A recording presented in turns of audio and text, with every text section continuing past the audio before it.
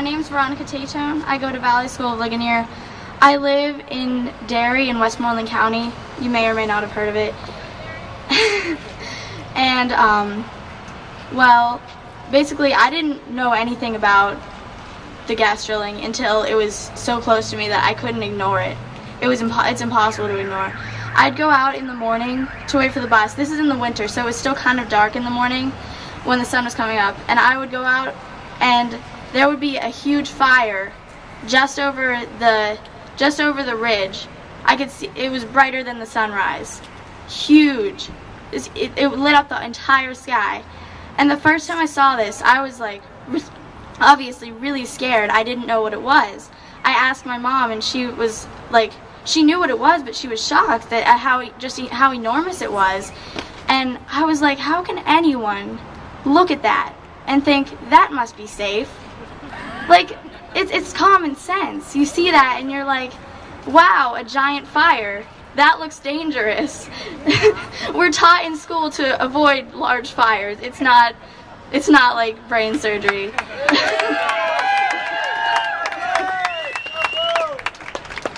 So I got more and more curious about this, because this was almost every morning I would see this, and I was like, how necessary is this? That I just didn't understand it. So like later I noticed that we were close to one of the drilling sites when me and my mom were driving home from somewhere.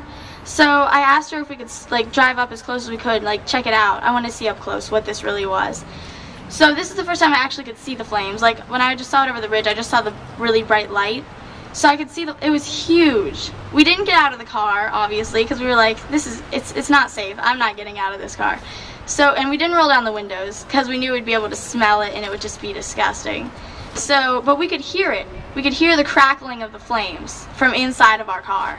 And we were, like, you're not allowed very close to it. We were still pretty far away from it. It wasn't like, it was ridiculous just how the true enormity of this flame. And I couldn't believe it.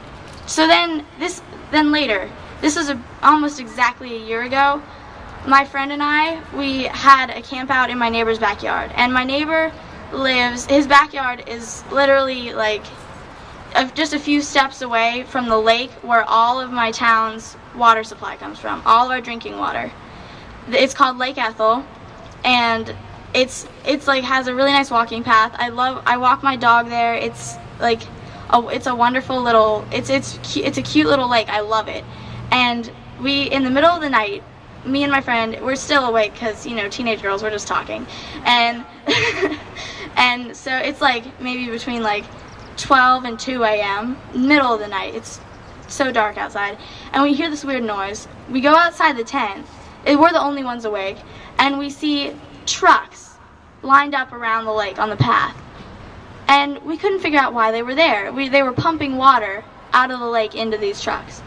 And the next day I was like, what were those trucks for? I asked a couple people, and my dad was like, they were probably taking water for fracking. I was like, that's our drinking water. We need that.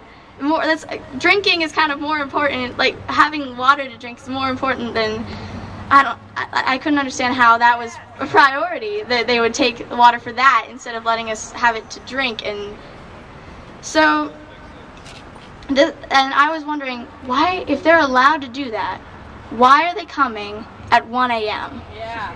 Why are they taking it at 1 a.m. if it's legal and allowed for them to do it? Hours!